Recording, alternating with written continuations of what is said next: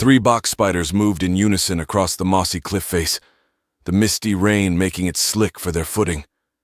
Curator watched through them, maneuvering toward the source of the sound. One of the box spiders rolled and pivoted into a spot with a clear line of sight through a canopy opening. She moved the 2 others into alignment to get a 3D picture of what she was looking at. She pulled up her holo display, projected from her chest. It was 30 meters long, segmented, and crawling up the side of the cliff on a multitude of legs. She could make out ropes and harnesses on its back, with over 15 Vitalian sapients riding the creature. Behind it she could make out 2 more such creatures moving up the sheer mountainside. "I have visual," she said over the comms.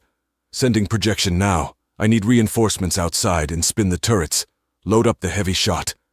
Curator walked over to her blade, leaning under the canopy beside the wall. She lifted it up and put it on the maglock on her back. It snapped into place with a clank. She looked at her arms. The greenish-purple slime had started banding on her again. She pulled off the strings of algae, wiping her body down. As the rolling donut of sludge made it off her leg and onto the ground, she straightened up. An alcove opened up in the outpost wall as modified box spiders finished a print for her. Curator reached inside and pulled out a heavy tri-barreled gun. She pulled out the accompanying band of 100 rounds and fed it into the loading slot. With a pull of the slide, it was loaded. She walked over to the edge of mountain, her inner eye watching as the thearthropodic creatures crawled closer. The Vitalians were quiet. They had planned the attack, sneaking, hoping to catch the mountain peoples off guard. Their leader was intelligent, strong. He was capable of surviving and controlling 4 backworms. He had brought down hundreds of beasts to feed the pack. They spoke in hand signals and flashes of color along their sides. Distance on their world meant death, and as such the Creator had made them to communicate visually. Close range. They hunted as a pack. They built as a pack. They breathed, ate, fucked, and died as a pack. Now as a pack they were going to slay the intruders of their territory. The leader pulled back his bowstring. 4-foot-long arrow knocked in place as their steed crested the rise. He focused his eye sets, strain in his muscles, and there he saw it. The metal devil stood staring with its one eye. He let loose her arrow and was met with fire. The world spun and the crawler exploded around him. He watched as 4 of his pack erupted in fire and flesh. The crawler started leaning and he fell off to his right. He landed, rolling. He backworms coiled and cushioned the fall, helping him flip and ready himself. He stood up, pulling his blade out from his side sheath. Several of his pack survived, and others were coming on the other 2 crawlers. He charged, changing to the neon purple and oranges of attack and threat. The Vitalian leader hit the side of the metal demon, piercing its left arm. The knife stuck, and the demon's fire launcher fell as its arm went slack. The demon dropped the launcher completely and pulled a blade off its back as long as she was tall. The Vitalian stood his ground with his stalker tooth blade. The metal demon swung, danced, moving with an unnatural rhythm. He dodged, barely missing a decapitation. He couldn't get close enough to strike with his arms and spun, letting his backworms launch a flurry of attacks. The demon parried them and blocked another with a punch from the sword hilt. 3 of his pack joined the attack. They lunged at the demon, and 2 more rallied with bow and arrow, launching bolts at her. Then the fire rain came down. Massive shockwaves rolled through the ground. Big fire launchers on top of towers were shooting at them. He watched as several more of his family died. Colors of horror and a touch of fear shot down his side. He turned back to the demon. That thing controlled it all. He had watched in the forest. He knew it led the invasion. He would kill it and protect his clan. He had stopped a dozen invasions from the jungle, and he would stop this new one. He charged again. The metal demon dodged his attack again, and his worms. As he spun a second time, the demon swung upward and cut the worms off near their bases. He felt the cold seep in as their insides came free. The pack watching paused. Their leader fell, and the metal demon had its blade ready to strike him dead. All present sucked in a breath and held it, shock and fear permeating their bodies. The demon did not deliver the blow. It knelt down and pulled a black cordage from its wrist. It bound the leader's hands and feet. The pack watched as it lifted him up and turned away from them. The leader's brother flashed fear and theft. He raised his bow and almost fired, but worry about hitting his immobilized brother stayed his hand. Curator watched through the box spiders and the outpost cameras as the pack of Vitalians backed away toward their crawlers, while she walked away with their leader. Prep secondary containment room. I have a captured specimen. Callie had been watching over her video feeds. It is pressurizing now. Cookie pulled off from the first workstation, aiding Shalak Fet, and started prepping the robotics in the nearby second room. As the airlock beeped ready, Curator opened the door and walked into the containment room. She lowered the bound sapient onto the bed. I think I killed its worms. It had more than the rest of them. That may have been important. See what you can do. Cookie manipulated a specimen extractor over to the creature's back and took a sample. Running catalysts now. Curator stood in line with the Scribbler Knights. Drops of water dripped down her blade as she stared at the Vitalians who stood guard at the cliff edge. Neither side had weapons raised, but both sides watched the other intently. While she stood watching, Curator was running several subrhythms that were testing the brain scan from the captured sapient. She summoned forth a box spider and had it crawl up her back. Once on her body, she had it modify her metallic skin to house an LED underlayer. The Vitalians watched intently as the black squarish creature worked on the metal demon. Inside, Cookie was running protein modelings on samples taken from the sapient, testing one after another, isolating what was allowing it to fend off the virulent atmosphere, and also which are compatible with Scribbler and human biology. Grape juice came over. Shalak Fed is hanging on, but his little body isn't going to be able to keep the bacteria and viruses at bay. The retros are starting to fail. One of the hundreds of tests turned green. Cookie enlarged it and pulled it forward. Here. We got a potential. Help me run life tests on this one. Grape juice looked it over. Good job. I'll get the protein sequencer printing plates. Cookie bobbed his body. Let me know. If we complete that project, I want to get started on these parasitic worms. She bobbed a happy response. Agreed. Callie watched on the cameras as the box spider crawled down from Curator, and she started blinking reds and yellows. Callie noticed the immediate reaction from the Vitalians. They gripped their weapons tighter, but they were watching Curator intensely.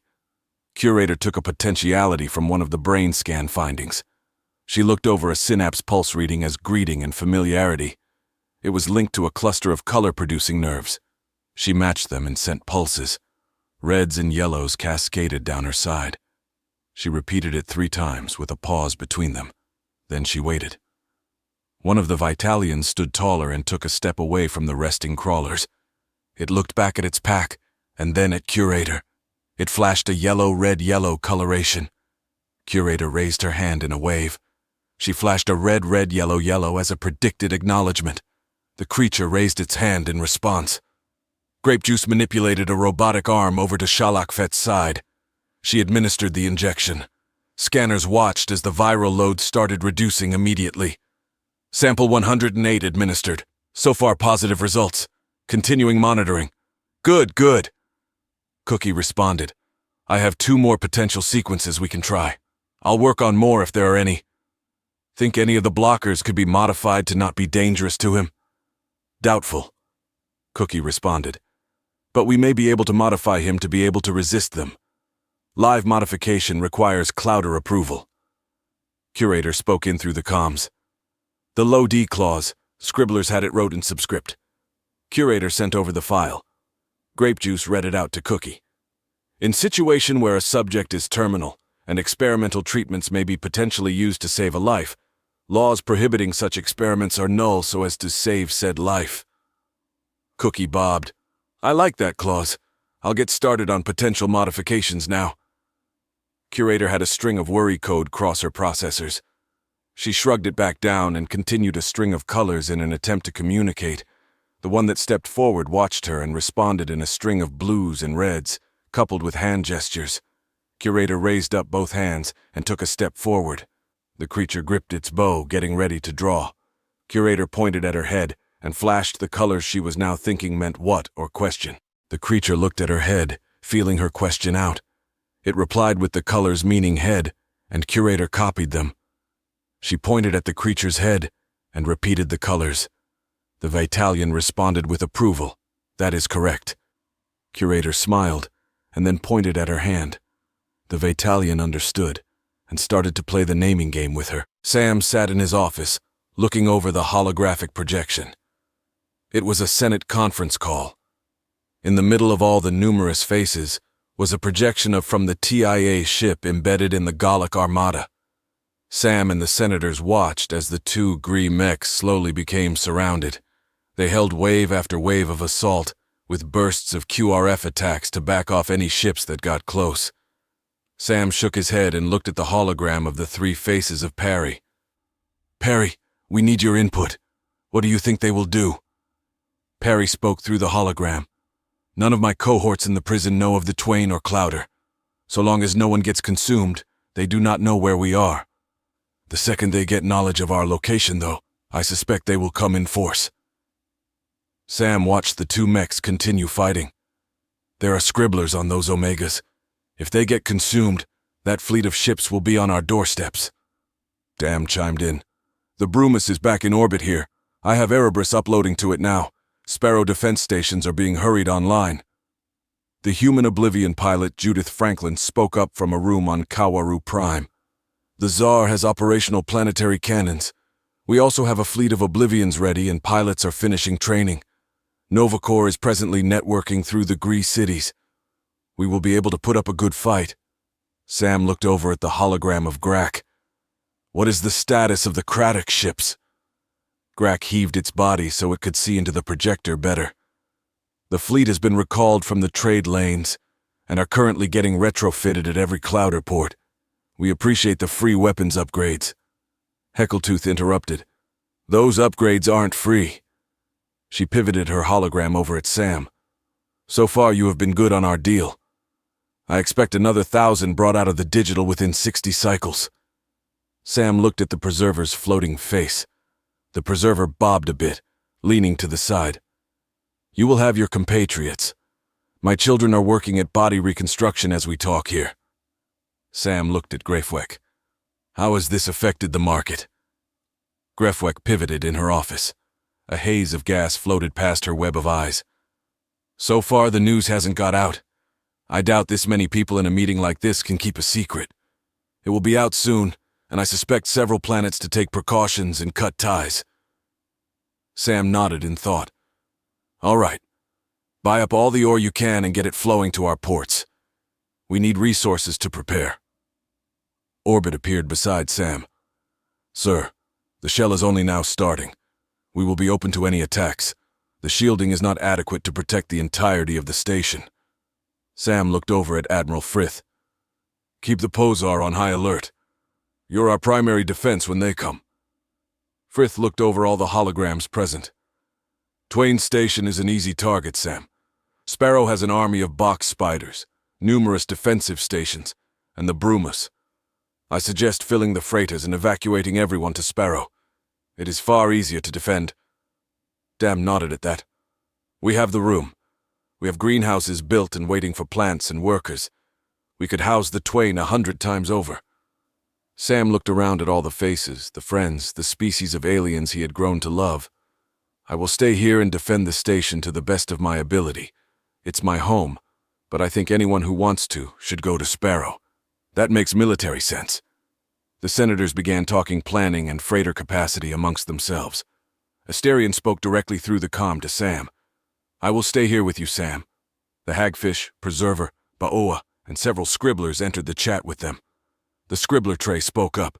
We overheard Asterion, Sam, and we will stay here and help defend Twain. You have given us a home, and we will die for it. Sam shook his head. I don't want anyone dying. Allow anyone you want to evacuate. The scribblers talked amongst themselves, and then the tray leader responded. We have colonies already on those worlds. We are this station's colony.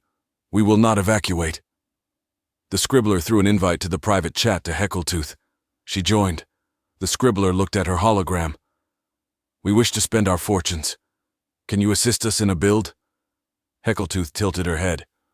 The Infinigan are full up right now. We are installing weaponry and performing repairs at max capacity. The scribblers talked a moment, and then the leader spoke again. Our sons will help you. Put them to work. We can work. We have rigs. Our sons help you install, and you send a few of your children to modify war rigs for space battle. Heckletooth looked at the scribbler for a moment. How many you offer for one of mine? The scribblers convened, and then he spoke again. 2 rig operators, 2 packs of 20 for one of yours. Heckletooth thought it over. I will accept that offer on behalf of the Infinigan. The preserver spoke up. Sam, I have several failed experiments that could be of use. They will need Senate approval, however. They are not pretty, and you may not approve of them. Sam looked at everyone in the channel, and then at the extended Senate holograms. If your ideas can help save the Clouder, then I will help promote it through the Senate. The preserver bobbed. I have several that may help. I will begin preparations and will start once approval has been met. Sam leaned back. Thank you all. Ba'ua bowed into the hologram. My clan is with you, Sam. This place is our home too. The hagfish representative pivoted and opened its maw of teeth. We wish to see it out with you. We have seen. It has the potential to be glorious. Spitzlittle was looking at her console, watching her 2 mechs fight the horde. Her 4 hands tightened as rage spread through her body. She struck the table with her lower set of hands and screamed, Idiots! My idiots! Novacor appeared beside her. My apologies, ma'am. I do not mean to interrupt, but there is something you should be seeing. Spitzlittle looked at the Infinigan hologram. What? She pointed at the battled Raga and Grendel were currently in. I need to watch them. Why are you interrupting me? Novacor pulled up a hologram in his hands. 3 ships were displayed on the edge of the system. Lakatal, one of the Omega Knights is requesting permission to enter the system. Spitzlittle looked at the 3 ships. Those have Gallic marks on them. What are they? Explain. Nova zoomed in the hologram. They are Grease ships, ma'am. Your mechs liberated them. They seek asylum. Spitzlittle touched her comm and spoke through the Tsar. I need task forces 3 through 7 to the landing pads. Prepare for Gallic cleansing. We got Grease survivors incoming.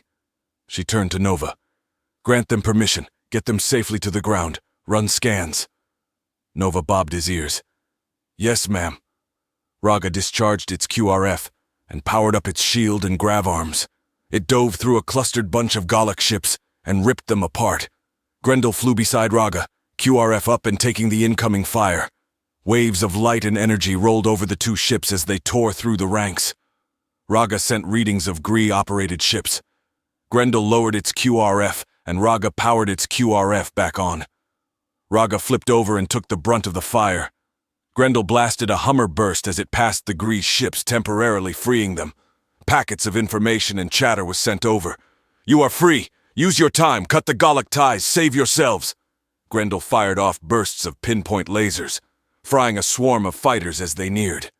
20 Gallic command ships closed in, surrounded by cruisers, carriers, and fighters. It was only a small portion of the armada, but the ships had the 2 mechs surrounded. The command ships began firing 2-ton railgun slugs at the mechs, while the fighter swarms kept up their harrying. Grendel took 3 shells to its shield, and the shield popped. Raga deflected another 7, and its QRF was approached max capacity. A beam slipped past to the exposed Grendel and ripped through its right shoulder. The Gree of the Grendel felt it. It felt its arm burned off and it screamed. Its AI subconscious spasmed, flinching, causing the mech to flail in a spin as the arm drifted away. Raga felt the pain of its cohort. They roared, Raga in rage, and Grendel in agony. Grendel's subconscious filled the comm waves with screams. The lead Gallic command ship fired another beam, cutting off Grendel's foot. Grendel arched its back, spasming in pain as more of its nerves and branches were severed. Raga kept up its QRF, fending what it could, protecting Grendel. The screams of the Gree echoed through the rift sheath on the TIA datanet. The Gallic ships closed in, dropping weapons, and were preparing to capture the 2 mechs. Raga circled around Grendel, while small cruisers launched grapplers at the flailing Gree. Grendel, pull yourself together, Raga begged. I can't keep them off you. It's just some metal. We can get you more. Steady yourself, Grendel screamed. Pain! I feel pain. They cut me. Raga took a heavy blast, overwhelming its QRF. The scribblers inside kicked off the field and rerouted the excess power into the shields and gravity plating in Raga's arms. More beams and bolts rammed the shield. Grendel started twitching as the pains shot through its sensors and subconscious. "Grendel, I need you to get together now." Another bolt hit. Raga flexed its grav fields and pulled apart the cruisers, pecking at Grendel. "Grendel, get up!" Grendel's mind was not its own, but fused with the AI, a human-based AI, and it was screaming as if its body were burned and cut apart.